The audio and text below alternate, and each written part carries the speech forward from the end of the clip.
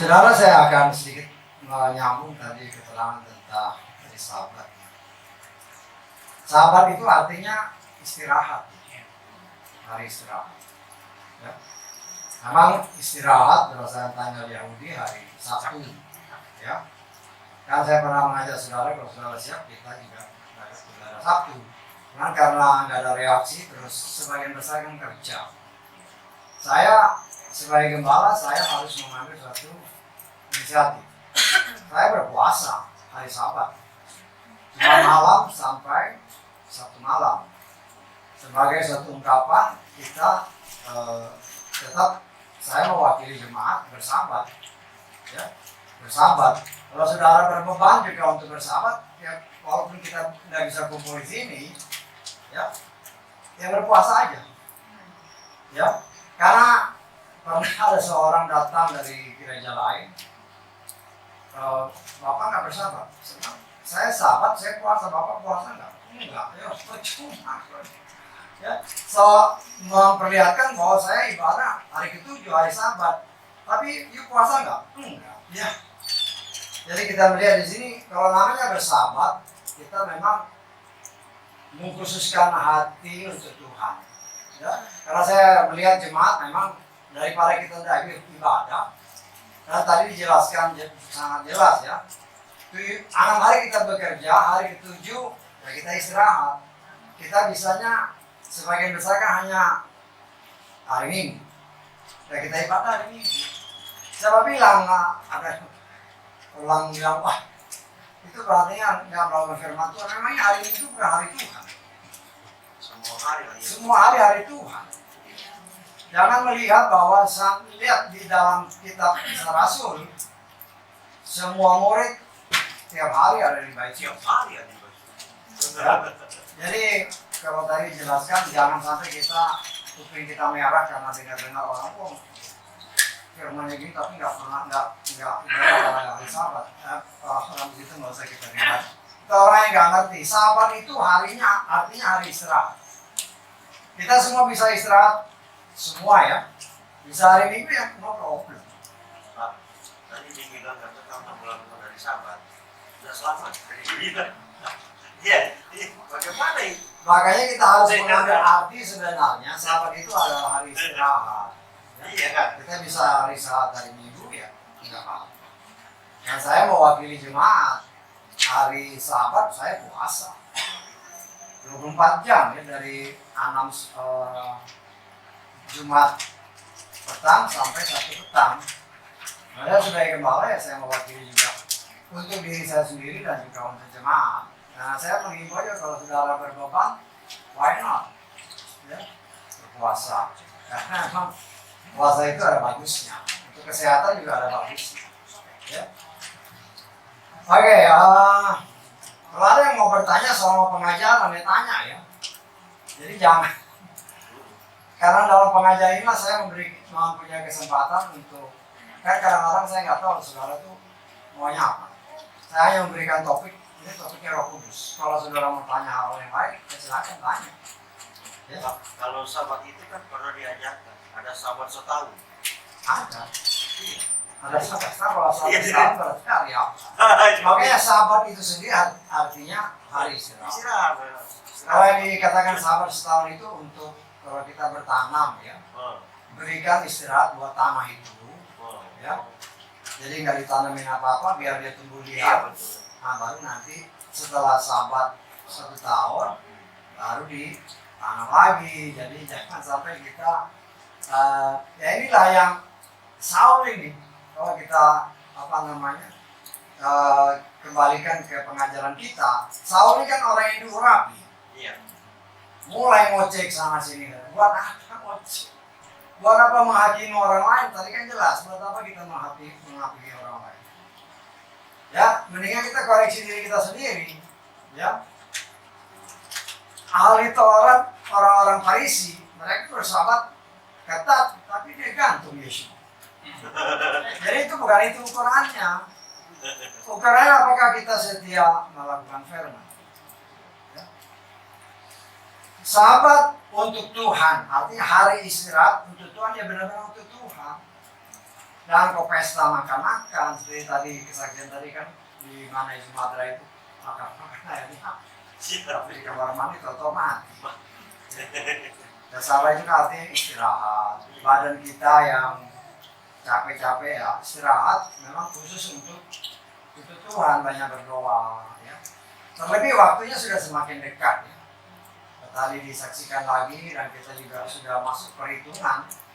Perhitungan bukan asal perhitungan. Walaupun saya tidak mengatakan saya bernubuat, tidak.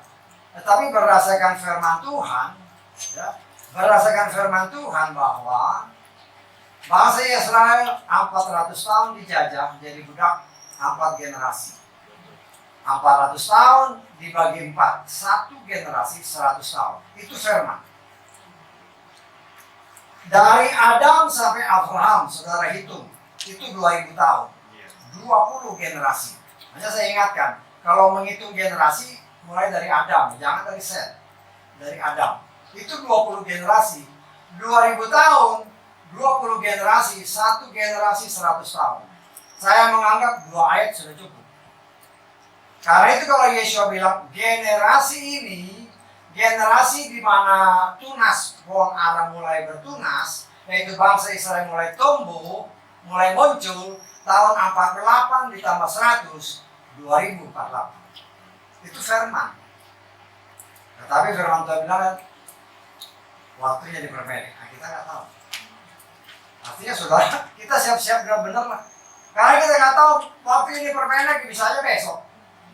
Apa siap? Oh, tadi masih ada utang, wah, hati-hati ya. Bukan berarti utang-utang bagaimana, tapi masih dendam-dendam kayak gitu.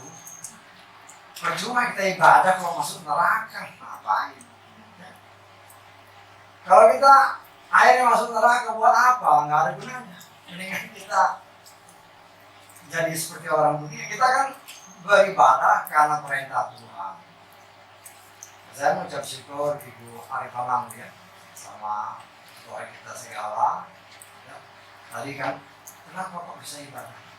Keluaran 23 ayat 25-26 firmannya mengatakan begini. Kita lihat Keluaran 23 ayat 25, karena tiga saudara kita ini harus tahu, kita bergantung firman ini. Kamu harus beribadah kepada Yahweh Elohim, maka janjinya Dia pasti memberkati roti makananmu dan air minumanmu, dan aku pasti menjauhkan penyakit dari antaramu. Tidak ada yang keguguran, tidak ada yang mandul. Ini janji Tuhan. Kita mentaati perintahnya, itu bagian kita. Tetapi mengenai berkat, mengenai menjauhkan penyakit, itu urusan Tuhan, kan ini yang janji, bukan kita yang janji. Yang penting kita lakukan perintahnya, nah Tuhan melakukan bagian. Nah kita mengucap syukur ya oleh Gembala Kai itu buat ibu sama saudara kita segala, kalau berkenan ya datang.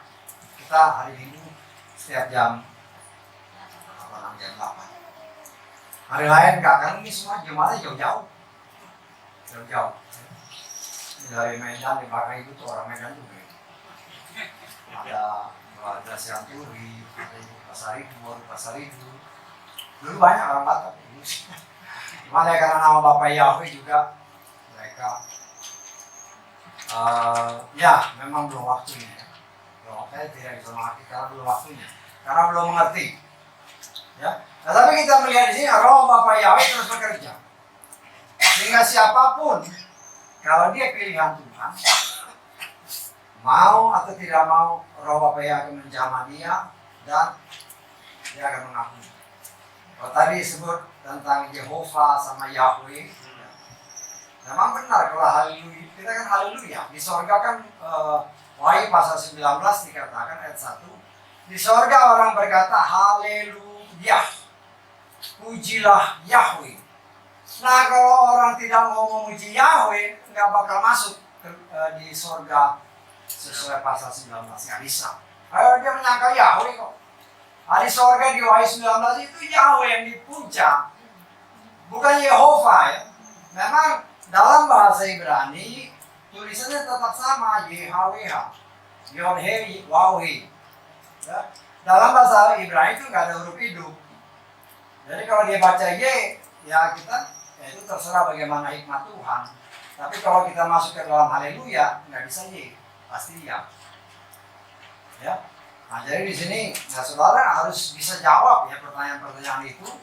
Kalau ada orang-orang lain di luar sana mau tanya, kenapa kamu percaya Yahweh? Kalau tadi dia bilang, ada yang bilang apa namanya itu nama sesembahan di sana. Itu kan setan, itu nama Saul atau bahkan mungkin Goliat yang mau melemahkan iman kita. Yang mau melemahkan nggak usah didengarin gitu. Nah, lalu kenapa kita nggak ibadah sana? Itu nggak usah didengar.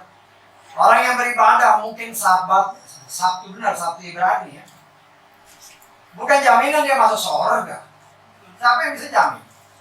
Nggak ada jaminan. Justru yang menggantung Yesus itu kan orang-orang ahli Taurat semua. Jadi jangan kita sombong. Yang penting setiap hari bukan kita beribadah kepada Bapa yang hanya hari Sabat, hari Sabtu. Ya. Setiap hari kita harus semua hari sama. Kan Yesus bilang, Bapakku pun bekerja hari Sabat. Tapi siapa yang bisa menyangkal itu? Tak bisa, Yesus pun menyembuhkan orang pada hari Sabat. Tidak bisa kita sangkal. Tapi yang bisa kita tahu, bisa kita lakukan. Saya kan hanya bisa menghimbau. Kalau saudara punya kesempatan, ya berpuasa, paling sering berpuasa dari jam Jumat sore, ya. Saya biasanya ngambil sekitar jam 6 sore sampai jam 6 besok. Ya. 6 ke 6. Kalau nggak bisa puasa makan dan minum, ya mungkin kurangin makannya. Jadi yang besar kan bisa mengurangi berat badan. Nah, saudara ini dikasih oleh Bapak Yahweh. Kita melihat di dalam 1 Samuel pasal 17, kita sudah baca ya. Betapa Saul tetap berusaha untuk menggoyahkan iman Daud atau David. Sebenarnya kalau saya nggak salah, kalau dalam bahasa Ibrani yang modern, yang lama memang wow. Yang modern foul. Kalau saya nggak salah ya, Jadi kalau yang modern sekarang dia bilangnya makanya David. Ya. Tapi ya kita pakai yang lama juga nggak jadi masalah. Daud. Ya. Yang penting lakukan firman Tuhan sebagaimana apa yang Tuhan kehendaki. Nah, di sini kita melihat Saul ketika dia dengar di dalam Samuel, nanti saudara baca semua ya. 1 Samuel pasal 18 ini kita lihat. Ya. Ketika selesai perang, Saul dengar ini. Daud mengalahkan berlaksa-laksa. Saul mengalahkan beribu-ribu. Daud mengalahkan ber-10.000. Saul mengalahkan ber-1.000. Ya, otomatis dia mulai panas. Nah, dia kan ingat apa yang dikatakan Samuel, bahwa ya, kamu sudah disingkirkan oleh Tuhan. Tuhan akan pilih raja yang lain. Tapi kan dia belum tahu nih siapa ini. Dia belum tahu siapa. Tetapi begitu dia dengar ini, nah kita lihat ya di dalam 1 Samuel 18 ayat kita baca ayat 7 ya. 7 sampai 9. Para wanita yang bermain itu menjawab dan berkata, Saul telah membinasakan beribu-ribu musuhnya, tetapi Daud berlaksa-laksa musuhnya. Hal itu sangat memanaskan hati Saul. Saul panas. Dan hal ini adalah jahat menurut pandangannya. Lalu ia berkata, mereka telah memperhitungkan kepada Daud berlaksa-laksa, sedangkan kepadaku mereka hanya memperhitungkan beribu-ribu. Dan ada yang lebih baginya selain kerajaan ini. Perhatikan ayat 9. Sejak hari itu seterusnya Saul mulai mengawasi Daud. Diawasi. Dia udah dengar Samuel. Sekarang dia udah mulai fokus kan. Ini kelihatannya si Daud yang berorganisasi. Yang mengawasi. Mulai diperhatikan. Ya. Nah, kalau saudara perhatikan ayat di atas, kita ke atas sedikit ayat 8. Ya. Ya. Mereka telah memperhitungkan kepada Daud berlaksa-laksa, sedangkan kepadaku mereka hanya memperhitungkan beribu-ribu. Dan ada yang lebih baginya selain kerajaan itu. Ya, di sini kita melihat, kita lihat ke atas sedikit lagi. Nah, dan hal itu sangat memanaskan hati Saul, dan hal ini adalah jahat menurut pandangannya. Saudara ingat, ini pernah terjadi ketika Kain dan Habel mempersembahkan korban. Ya, kalau kita lihat di dalam kitab Kejadian, pasal ke-4 ayat kita baca mulai ayat 5 ya sampai 7. Kepada Kain dan persembahannya dia tidak berkenan. Ini kan mirip-mirip ya. Kejadian ini sama kejadian sama Saul tadi. Kain menjadi siapa? Sangat gusar dan wajahnya muram. Yahweh berfirman kepada Kain, ya, katakan, mengapa engkau marah? Mengapa mukamu menunduk? Jika engkau berbuat baik, tidakkah akan menengadah? Tetapi jika kau tidak berbuat baik, di depan pintu ada dosa dan keinginannya yang mengintai terhadap kamu. Tetapi selanjutnya, tetapi engkau harus berkuasa. Ini sama kan, panas. Si Saul juga panas, si Kain juga panas. Ini kok persembahan dia diterima, kok aku nggak diterima? Marah dia kan. Tapi Tuhan bilang engkau harus berkuasa. Karena dosa sudah ngintip. Engkau tidak berkuasa, engkau jatuh. Ya. Nah, kita melihat di sini si Saul udah mulai fokus. Kelihatannya si Daud ini yang bakal dia fokus. Ya. Nah, kemudian ayat selanjutnya dikatakan, ayat ke-10. Ya. 1 Samuel 18.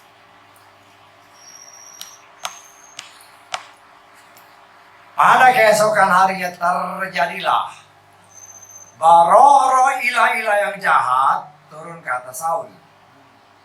Dia apa? Bernubuat. Jadi maksudnya begini, kita harus berhati-hati. Ya. Orang bisa berbahasa lidah. Saya perhatikan, tidak semua orang yang berbahasa lidah itu dari Tuhan, dari Bapak Yahweh. Saya tahu. Ya. Jadi kita harus berhati-hati. Ya. Kita harus sangat berhati-hati. Ya, kita untuk penginjilan ke daerah Jawa Tengah, Jawa Tengah, Jawa Timur. Ada satu orang yang kita agak kenali. Karena dia ini setiap kita habis beritakan firman, langsung dia ada pesan Tuhan. Ada pesan Tuhan. Wah, gini. Ya, sekali. Mungkin kedua atau ketiga kalinya istri saya mulai curiga kan. Ya. Waktu firman, waktu berdoa, istri saya lihat. Dia lagi main-main. Lagi bercanda sama orang lain. Ya. Habis itu setelah dia bernubuat. Maksudnya saya, ini begini.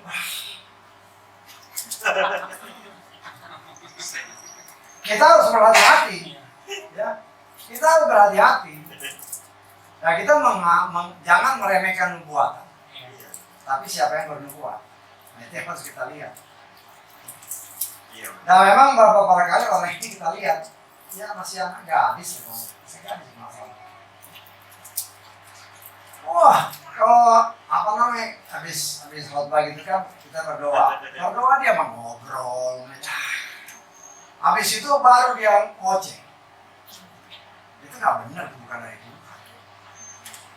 Nah, jadi saudara, kalau saudara pun dipercaya Tuhan mungkin melayani, kemudian ada orang yang bernubuat gini-gini, hati-hati. Ada orang yang berbahasa lidah pun hati-hati. Saya tidak pernah melarang orang berbahasa lidah. Karena firman Tuhan katakan, jangan melarang, nggak boleh. Tapi yang harus kita perhatikan, ini dari Tuhan atau bukan. Saya sebagai gembala, saya beritahu ini dari Tuhan bukan. Ya. Nah, kita bisa lihat, ya. Karena memang firman Tuhan, kalau ketika orang berbahasa lidah, sebaiknya dia mengartikan. Kalau enggak, ya jangan banyak ngomong. Kalau dia nggak bisa artikan, itu semua kata kalau toh itu dari Tuhan, itu hanya dia dengan Tuhan yang tahu. Ya, itu bahasa rahasia antara roh kita dengan roh Bapak Yahweh. Setan nggak ngerti, perhatikan, setan nggak ngerti dia bahasa itu. Hanya roh kita dengan roh Bapak Yahweh. Tetapi kalau kita tidak, kalau kita berbicara bahasa lidah di tengah jemaat seperti ini, engkau tidak bisa mengartikan, ya percuma. Paulus pun melarang, bukan melarang, mengimbau lah. Ya, lebih baik sepatah dua patah kata saya katakan bahasa lidah daripada beribu-ribu kata orang nggak ngerti, percuma, tidak membangun. Ya, di sini kita belajar peka. Ya, sini kan jelas. Ya, kalau orang melihat ini kan, kalau nggak hati-hati, ya kan di sini jelas ya, ilah-ilah yang jahat. Kita harus lihat si Saul ini orang yang diurapi Tuhan. Bisa ditangkap, ya. Orang yang diurapi Tuhan. Tetapi roh Bapak Yahweh sudah meninggalkan dia. Ya. Sehingga kita melihat di sini ketika dia bernubuat, bisa dideteksi ini bukan dari Tuhan. Ini bukan dari Tuhan, ya berarti karena. Dan hasilnya pun kita lihat di sini, ya. Ketika Daud, ya ketika si Saul lagi bernubuat gini, ya saya percaya karena Daud ini kan diurapi juga. Dia sudah mendeteksi ini bukan dari Tuhan.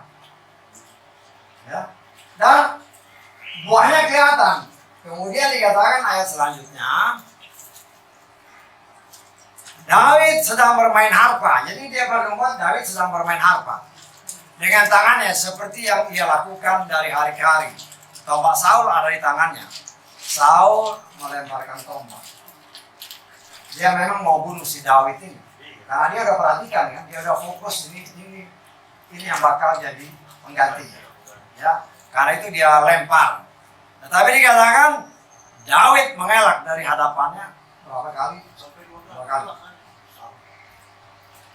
Ya, 2 kali. Apa akibatnya? Saul menjadi semakin takut. Karena dia tahu Yahweh menyertai si Daud. Orang yang diurapi Tuhan, kalau dia hidup benar, tidak bisa dicelakai oleh si jahat kalau Tuhan tidak mengizinkan. Sama seperti siapa? Ayub. Ya, kita baca lagi lah supaya saudara kita diingatkan lagi bahwa Ayub itu berbeda sekali.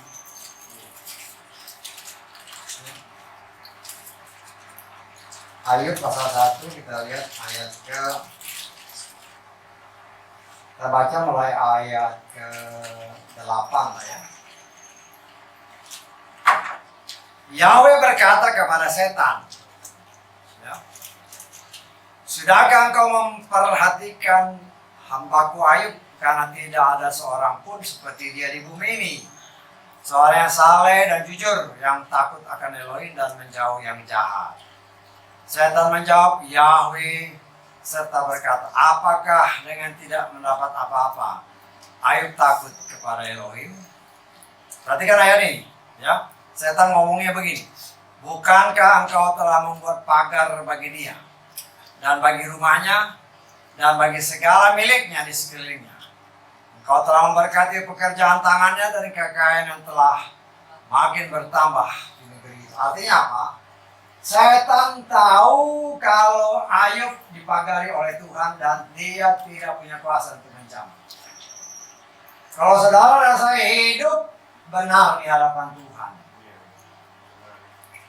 otomatis kita dipagari. Kalau kita dipagari, setan lihat dia nggak bisa campur, nggak bisa. Ya. Kecuali kalau Tuhan izinkan. Ya, kan ayat yang selanjutnya Tuhan izinkan, oke, dia angkat pagar, setan bisa masuk. Nah itu kan saya ajarkan, ingatkan saudara lagi, kalau berdoa ingat ayat ini.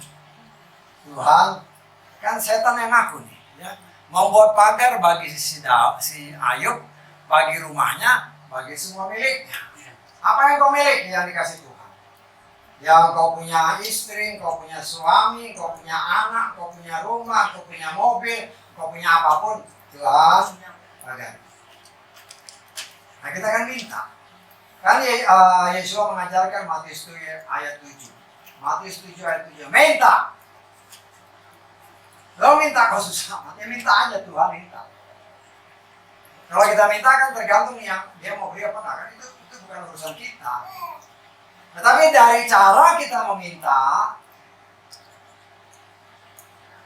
kalau kita mengikuti contoh Maria, bukan contoh Marta. Marta minta, dia nggak tersungkur dulu. Dia nggak menyembah dulu, minta Tuhan, ini Lazarus, kalau engkau ada di sini dia nggak bakal mati.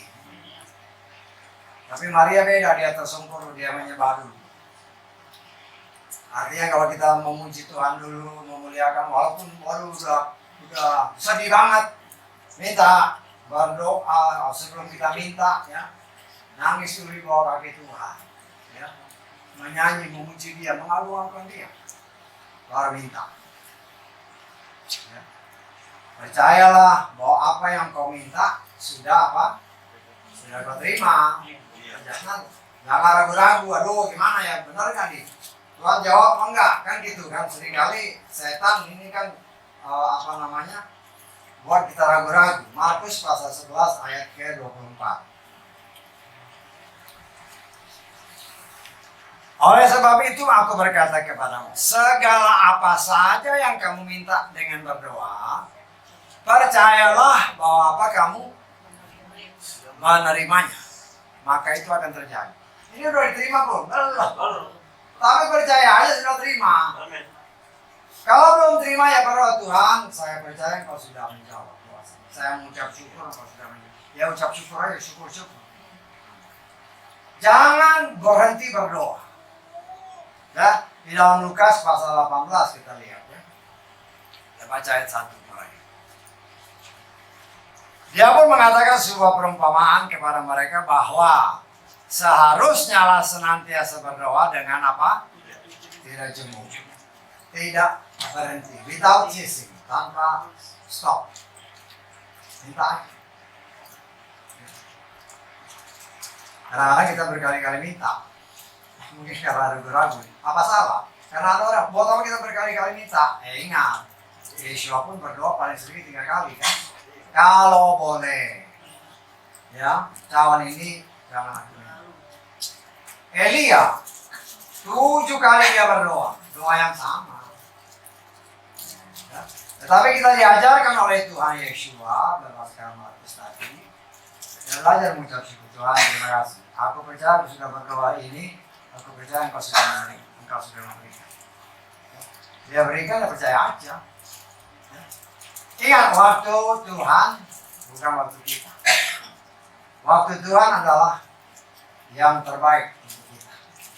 Nah kita lanjutkan di sana dikatakan oleh firman Tuhan, Saul ketika melihat si Daud ini kayak gini, dia lihat tombak. Itu ahli perang dengan jarak mungkin cuma berapa meter. Dalam pandangan manusia tidak mungkin meleset.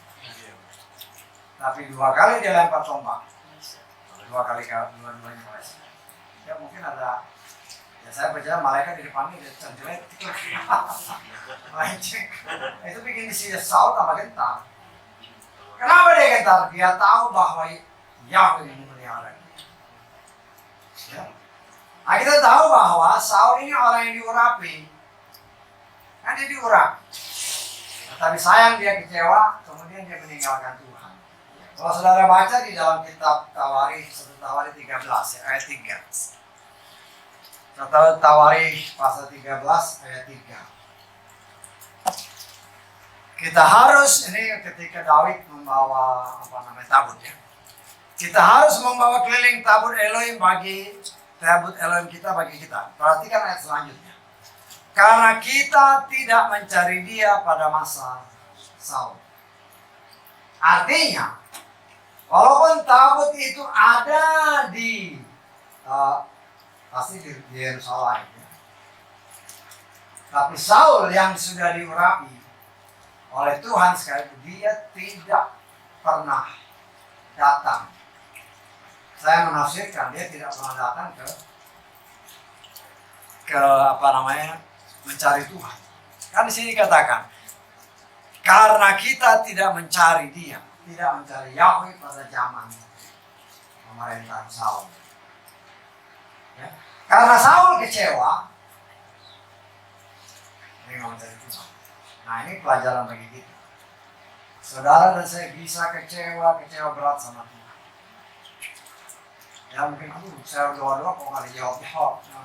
Akhirnya lah, berapa saya berdoa, dia nggak jawab. Udah, itu setan itu yang mengolok-olok, kan nggak didengar. Padahal harusnya kita mengoreksi diri seperti firman tadi yang dikatakan kan. Kalau engkau mempersembahkan sesuatu, engkau ingat sesuatu bahwa engkau bersalah atau ada sesuatu yang salah dengan saudaramu, minta ampun dulu. Yesaya 59 ayat 1 dan 2 kita lihat ya.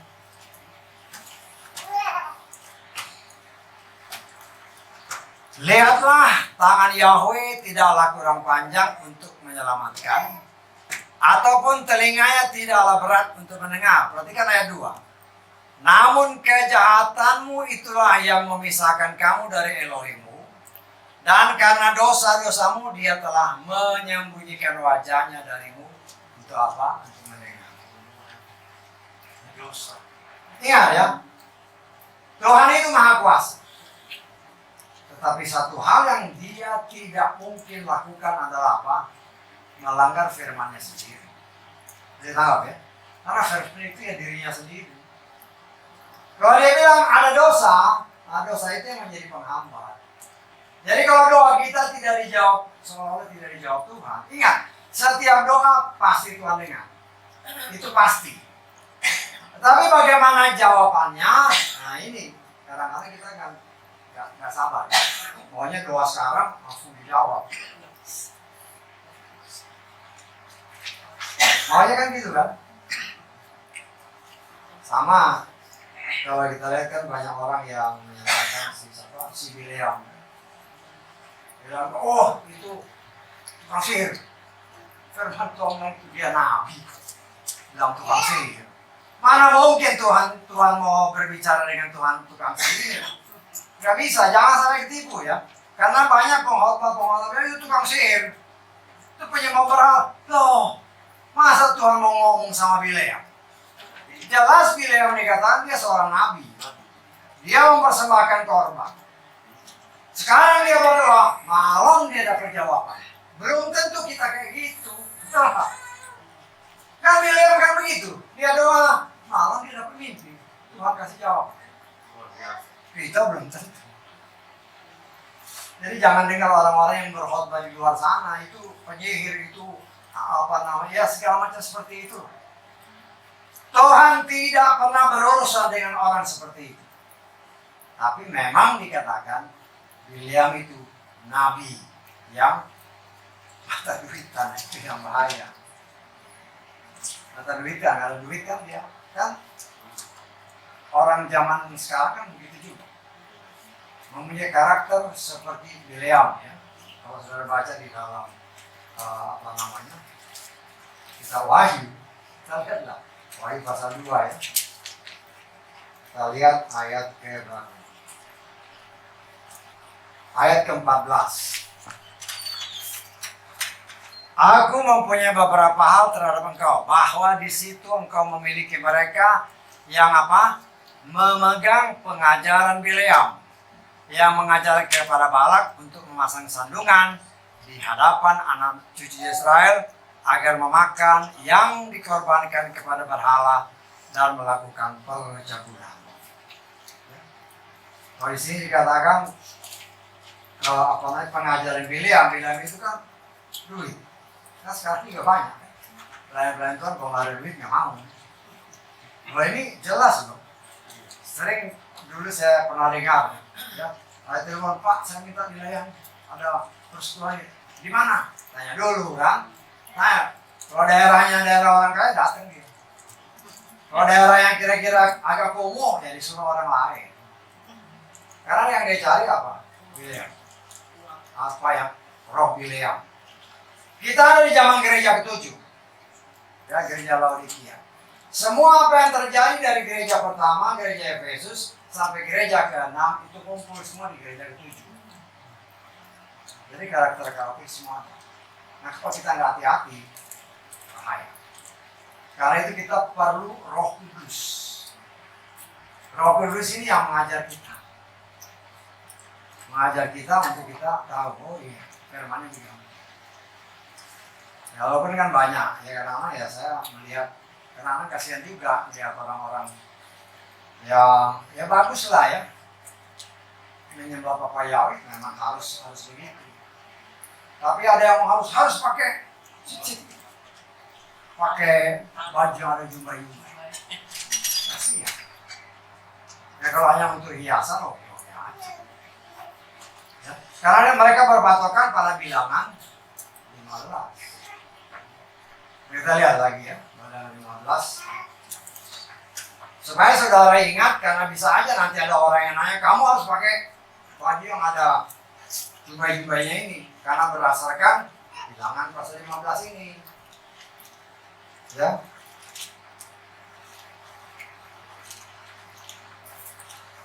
Ayat ke-38 mulai.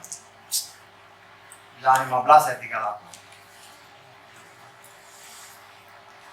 Berbicaralah kepada Bani Israel dan haruslah engkau mengatakan kepada mereka bahwa mereka harus membuat jumbai pada ujung-ujung baju mereka turun-temurun.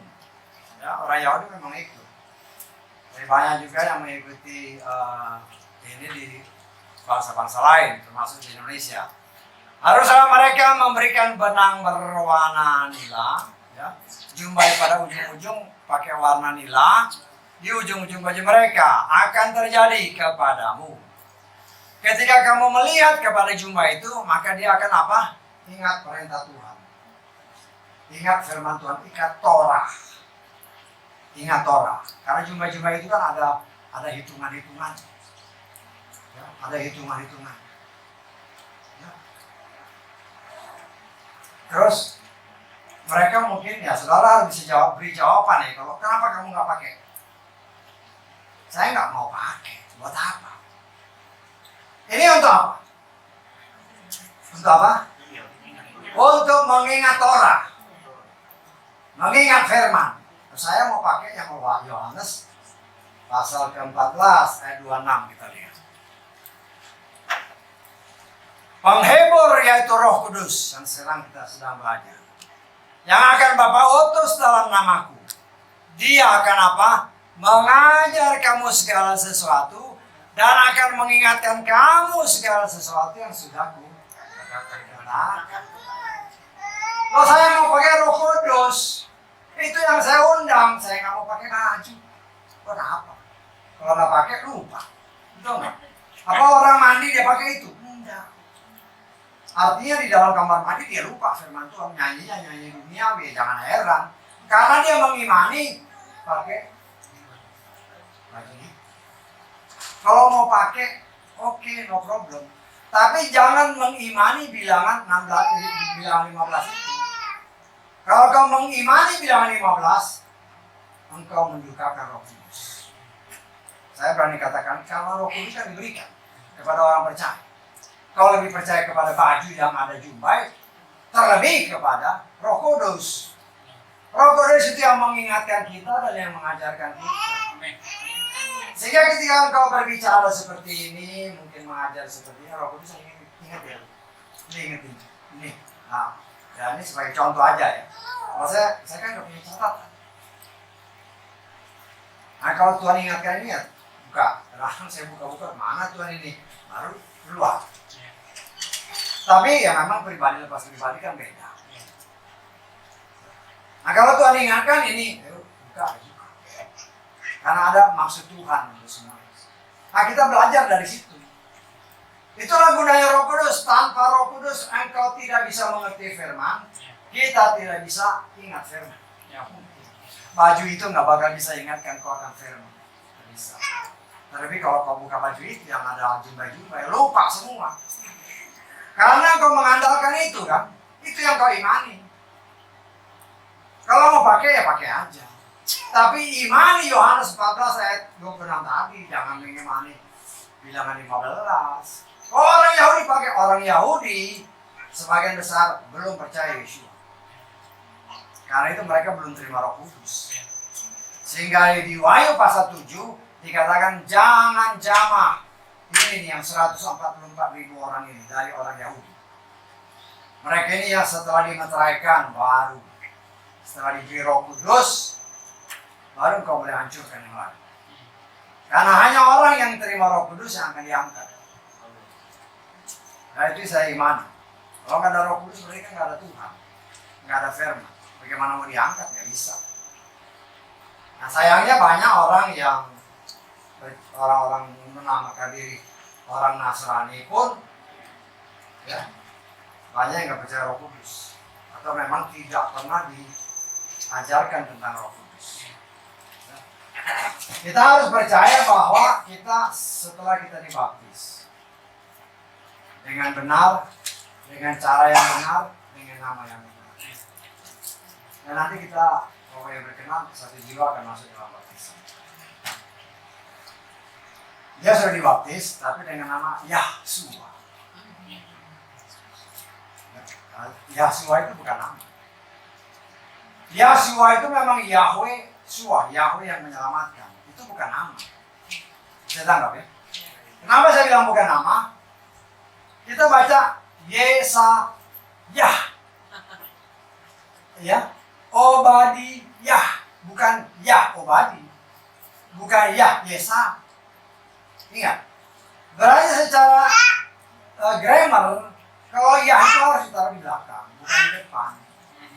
Karena itu saya berani berkata bahwa Yahshua itu bukan nama. Namanya Yesus. Saya tangkap ya. Jadi kan kita itu memang bukan bahasa kita, cuma kita bisa lihat. Ada Eliyah, bukan Yah Eli. Kan nggak ada Yah Eli. Yang ada Eliyah. Yesayah, Yahnya di belakang semua. Nah kalau dibilang itu Yahweh menyelamatkan, itu memang artinya Yahweh menyelamatkan, tapi itu bukan nama. Nama itu yang menyelamatkan. Nama itu yaitu Yeshua. Nama yang diberikan oleh malaikat yang dari sorga kepada suami istri, Yusuf dan Maria.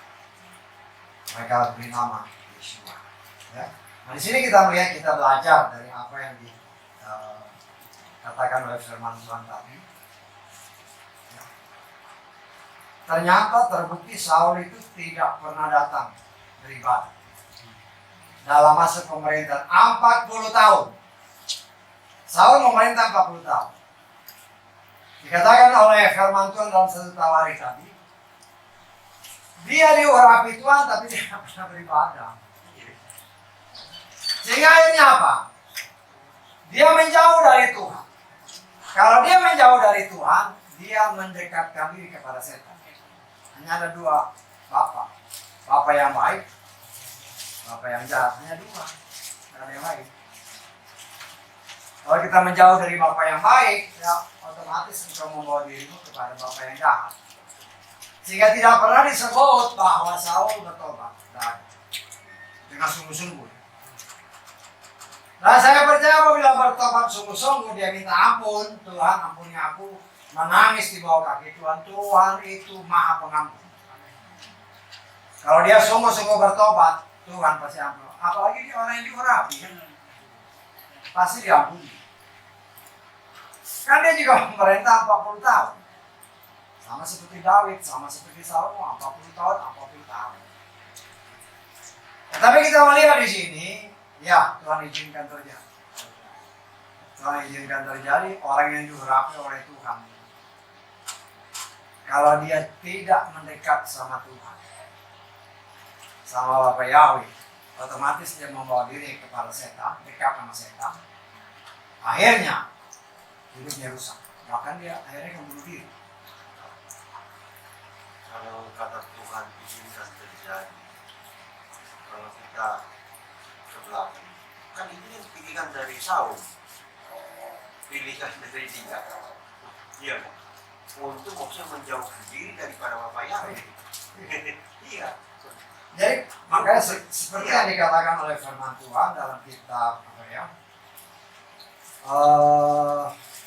Saya salah kitab Filipi pasal kedua ayat ke-12. Filipi 2 ayat 12. Dan maka dari itu hai kekasihku, sebagaimana kamu telah senantiasa taat, bukan hanya seperti dalam kehadiranku, tetapi sekarang lebih jauh lagi dalam ketidakhadiranku. Perhatikan ayat selanjutnya. Kerjakanlah keselamatanmu sendiri dengan takut dan gembira. Artinya apa? Keselamatan ini tergantung dari pribadi pasti. Iya, pilihan dia. Pilihan dia, bukan. Artinya, ingat, gembalamu, saya sebagai gembala tidak bisa menyelamatkan. Tidak bisa. Begitu pula sebaliknya. Iya. Suamimu tidak bisa menyelamatkan engkau. Istrimu tidak bisa menyelamatkanmu. Betul, amin. Orang tua tidak bisa menyelamatkan anak-anak. Anak-anak tidak bisa menyelamatkan. Iya, benar. Sebaliknya. Kita keselamatan urusan kita. Benar, benar. Kalau anak-anak, belum ngerti ya, biarin aja urusannya dengan Tuhan. Apalagi kalau sudah Tapi yang sudah ambil balik, dewasa, sudah dibaptis, itu urusan. rusak itu dengan Bapak Yahweh. Nah, kita harus berani yang penting. Betul. Kita sudah jalan begini, ya berjalan bersama Bapak Yahweh. Haleluya. Percaya bahwa Dia akan terus bekerja untuk merubah. Nah, kita lihat selanjutnya, si Saul ini terus ngincar si Daud. Dia cari jalan untuk membunuh. Ya, kalau saudara baca ayat selanjutnya, saudara baca di rumah, dia pancing dengan anaknya. Kamu, saya kawin dengan anak saya. Udah dekat tanggal kawinnya, dia batal. Dia bakal Luar biasa. jawab. Kita lihat aja. Kita lihat. Dekat. Ayat 17 ya, udah mau saya mau kawin, ternyata dikasih orang lain. Jadi mentalnya dia robohin. Ayat ke-17. Saul berkata kepada Daud, lihatlah merah anak perempuanku yang tertua. Aku akan memberikan dia kepadamu sebagai istri. Hanya jadilah engkau bagiku seorang anak yang perkasa dan melakukan peperangan Yahweh. Saul telah berkata, janganlah kiranya tanganku berada di atasnya, tapi biarlah tangan orang Filistin berada di atasnya. Lalu Daud berkata kepada Saul, siapakah aku dan apakah hidupku dan kaum keluargaku di Israel, sehingga aku akan menjadi menantu raja. Terjadilah, nah ini ya, ketika saatnya memberikan merah putri Saul kepada Daud, ternyata dia sudah diberikan kepada orang lain. Saudara bisa bayangkan. Ya. Tapi apakah saudara perhatikan baik-baik ya? Mungkin saudara nggak perhatikan. Kita lihat ayat atasnya. Ini kata-kata negatif. Kata-kata negatif bisa menghancurkan sesuatu yang sebenarnya sudah mau dikasih. Siapa aku Tuhan? Ini Daud. Siapa aku Tuhan? Apa hidupku? Kaum keluargaku? Sehingga aku menjadi Salah ucapan. salah ngomong, langsung terjadi. Blok, batal. Bisa ditangkap? Kan ini banyak orang nggak perhatikan. Daud salah. Jadi artinya kita belajar dari sini, sebagai orang yang sudah diurapi Tuhan, hati-hati kalau ngomong. Hati-hati. Nah, kalau dia berbicara seperti Abraham kepada bapaknya, nggak apa-apa. Tapi Ya. dia berbicara kepada manusia. Yang penting kalau ngomong kepada manusia atau kepada Tuhan, ngomonglah yang positif. Bukan hanya kepada Bapak Yahweh, kepada manusia. Kalau Abraham dia berkata, Bapak Yahweh, maafkan aku telah berbicara kepadamu, padahal aku berguna aku. Dia berdialog mengenai dua kota, Sodom dan Gomora. Iya kan? Dan Bapak yang melihat kerendahan hatinya dia. Itu agak lain. Agak lain. Tapi ini kalau kita lihat dia ini kepada manusia. Tapi kalau setahu saya kalau firman Tuhan nggak ada kata maaf, yang ada ampuni. Ampuni. Tadi saudara baca tadi kan, mengampuni itu pemutihan, dihabiskan. Kalau maaf itu ya gimana ya? Maaf sama ampun itu kan, saudara tahu kan beda kan? Beda. Jadi kita diajarkan itu ampuni, bukan maafkan. Ampuni artinya suatu perintah. Kalau kau mengampuni, lupakan semua. Jangan ampuni tapi masih. Nah itu kan manusia. Wah gimana? Saya udah ngampuni, cuma mau ngeliat muka seperti tadi kayak kan bicara. Udah ngeliat mukanya lagi dendam. Ya urusanmu sendiri, hati-hati. Kalau saat itu kau diambil Tuhan, jangan harap masuk surga. Kan dikatakan tadi kan, nggak ada dosa yang masuk surga. Tuhan tegas. Ini kan masa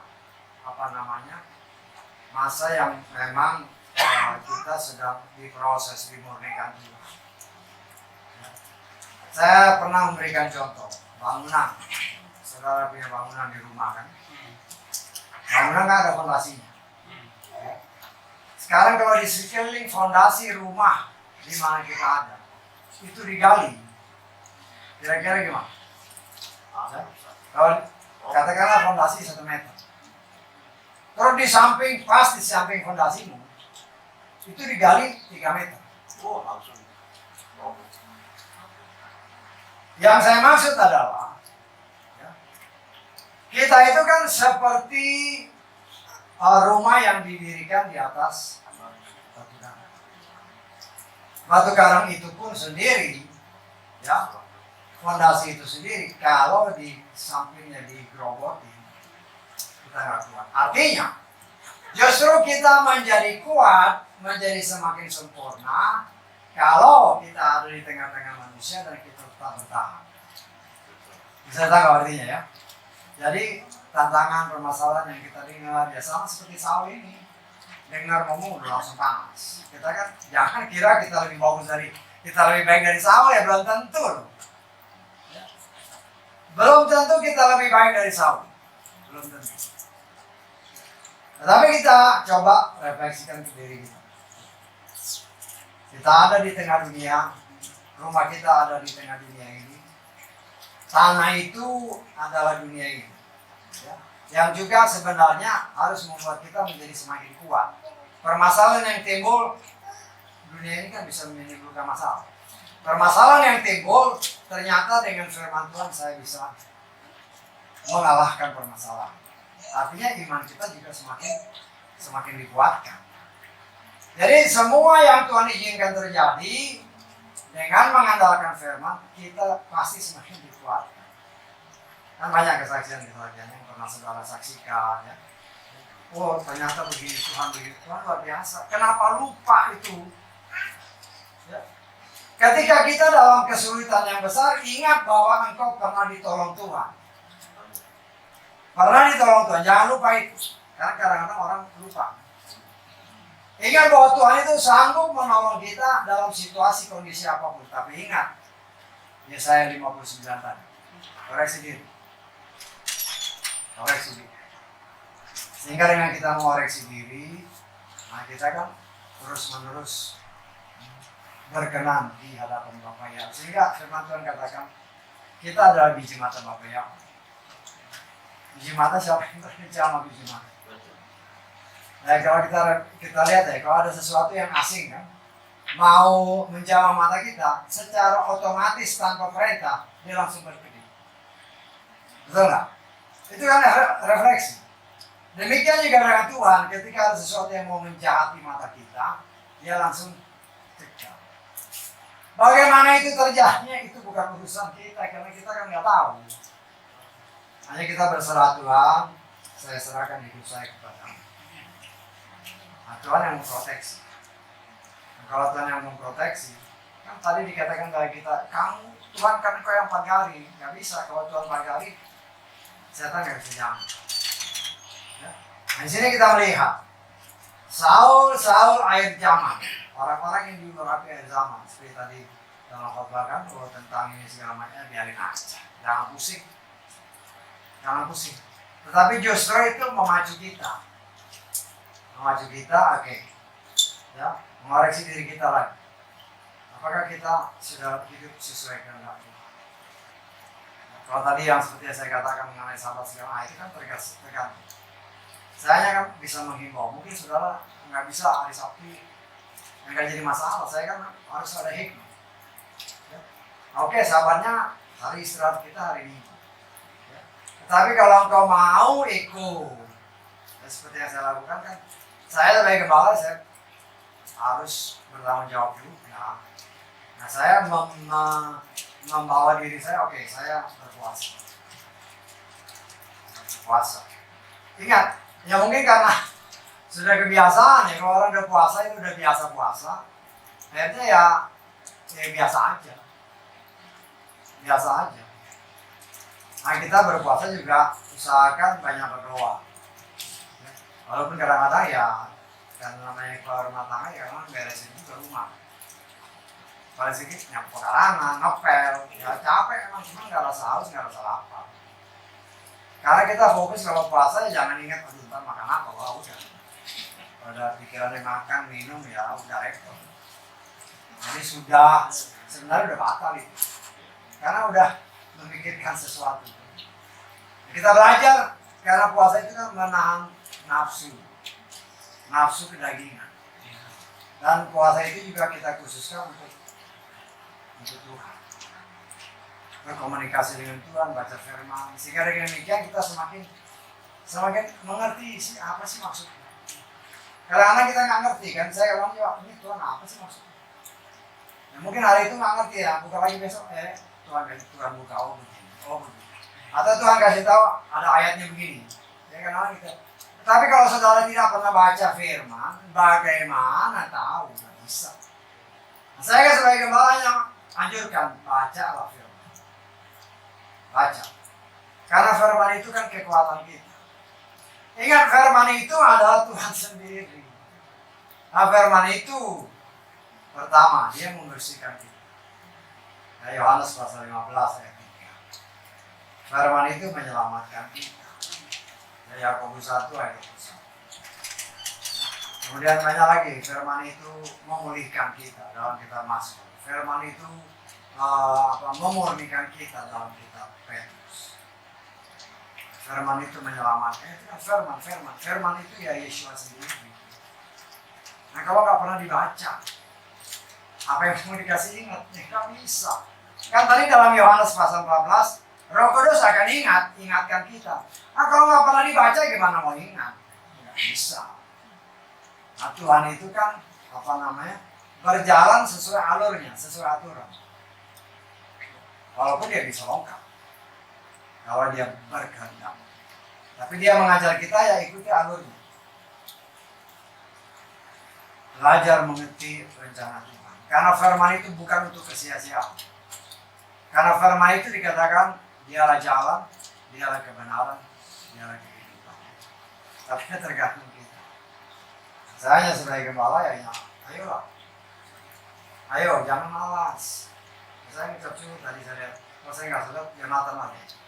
Nah, Jonathan ini kan namanya Pak Jimmy udah, sebenarnya mana Jonathan? Saya udah tiap minggu. Saya tanya-tanya Jonathan, saya tanya David, mana? Nah, bukan hanya kewajiban, saya rindu. Ya, mereka itu harus beribadah. Mereka itu kan, saya baptis mereka. Saya sebagai gembala saya bertanggung jawab, ayo. Memang orang sibuk ya boleh sibuk. Tapi jangan sampai sibuk terus lupa Tuhan, ini bahaya. Kalau Tuhan lupa kita, habis. Orang tua kita nggak bisa menyelamatkan. Saya tahu kayak Pak Jimmy dia berdoa, ini dua-dua ya berdoa. Tapi kan dikatakan dalam Filipi tadi keselamatan itu urusan pribadi. Apalagi kalau sudah dewasa ya nggak bisa gandeng-gandengan. Jadi ya di sini kita melihat bagaimana kita sebagai anak-anak Tuhan, ya, saudara para suami, engkau gembala dalam rumah tanggamu. Kau berdoa untuk istrimu, untuk anak-anakmu, untuk ya, beban saya, kita yang mempunyai keluarga yang ada hubungan darah, doakan mereka. Kenapa? Karena ada ayatnya. Ya. Firman Tuhan katakan, Nuh itu orang yang benar. Tidak ada ayatnya yang mengatakan istrinya benar. Tidak ada yang menyatakan anak-anaknya benar atau mantu-mantunya benar. Tidak ada. Tetapi semua selamat karena satu orang benar. Nah, kita apa? Kita lihat ayat terakhir Roma pasal 5 ayat 1. Kita telah dibenarkan. Artinya dibuat benar karena percaya Yesus, karena iman. Iman itu kan kita sudah belajar. Iman itu Yesus. Nah, kita sudah dibenarkan, kita berdoa. Engkau kan yang tahu. Kita yang tahu. Ya, orang tua kita kan masih ada hubungan darah. Adik-adik kita, kakak-adik masih ada hubungan darah. Semua yang masih ada hubungan darah, doakan mereka. At least atau paling sedikit mereka menerima Bapa Yahweh di dalam Adonai Yeshua Mashiach sebagai Tuhan dan Juru Selamat mereka, masuk dalam baptisan. Itu langkah awal. Kenapa harus baptisan? Supaya dia lahir baru. Setelah lahir baru kan otomatis Roh Kudus membimbing. Tapi ada tertulis, jangan mendukakan Roh Kudus. Artinya tugas kita ya cukup situ ya. Kita mungkin bisa bimbing-bimbing seperti anak-anak ini. Saya cuma ingatkan, tanya orang tuanya, ya karena saya nggak ketemu, tanya orang tuanya. Oh saya suruh berdoa, ya berdoa bagus, kita hanya berdoa. Ya. Tetapi kan kita nggak bisa paksa. Karena ada tertulis, Yesua pun berdoa bagi saudara dan saya. Dia berdoa. Tapi dia nggak bisa paksa. Itulah kasih Tuhan. Itulah kasih. Ya, nah kita tidak heran kenapa Saul tidak bisa berubah. Berdasarkan satu tawari tadi, dia tidak pernah mencari Tuhan. Dia nggak pernah beribadah. Sepanjang masa hidupnya 40 tahun memerintah. Padahal Ulangan pasal 17 ayat 18-19 menyatakan, engkau jadi raja, engkau harus tulis Torah di dalam buku. Torah yang ada di depan imam-imam itu harus dia tulis. Artinya kalau dia tulis dia ingat firman. Kalau dia ingat firman dia pasti beribadah. Karena itu ya kita ingat ini ya. Roh Kudus mengingatkan kita tergantung. Saya berikan pengajaran tergantung mau apa enggak kan gitu kan. Bukan urusan saya tapi kewajiban saya berbeban saya ajak. Ya, tergantung saudara. Saya juga harus apa yang diajarkan oleh mulut ini, nah saya dengar juga. Saya juga belajar dari situ. Banyak hal yang kadang-kadang Tuhan buka ketika saya ngajar. Saya ngajar gini, kadang Tuhan buka, oh ya begini. Nah itu buat saya. Kan saya nunjuk begini, nah sudah satu buat saudara, tiga buat saya. Nah saya bertanggung jawab dengan apa yang saya ajarkan. Selama itu dalam firman Tuhan, walaupun keras, saya nggak peduli. Ngerti ya? Banyak orang yang nggak bisa terima, itu urusan mereka, tapi ada tertulis. Kalau tertulis, terserah kau lakukan apa enggak. Ya? Karena seperti yang kemarin-kemarin kan, ya singkat-singkat lah. Tentang Torah, nama Yahweh, terus yang lain-lain, ya saya ajarkan. Banyak orang yang nggak bisa terima, itu urusan mereka. Ada tertulis. Artinya, si gembala dan keluarganya harus kasih contoh dulu. Bagaimana jemaat mau ikut kalau keluarganya nggak bisa? Jadi contohnya nggak bisa. Jangan cuma ngomong balik kepada Torah, tapi nggak bisa melakukan. Jangan separuh-separuh. Ya, Torah itu keras karena daging kita ini yang ngotot. Daging kita ini yang, ingat ya, ketika manusia jatuh dalam dosa, ketika Hawa berkomunikasi dengan setan, jiwanya dirampas. Karena itu dikatakan oleh firman Tuhan, firman itu yang menyelamatkan jiwa, kata Yakobus 1:21. Supaya jiwa kita ini, kan kita nanti mau memerintah bersama dia. Ya kan, 1000 tahun. Kalau kita masih pakai pikiran kita, ya nggak bisa. Kita harus punya pikiran Yesus. Sehingga kita bisa membaik. Haleluya, amin. Puji Tuhan, kita bangkit berdiri ya.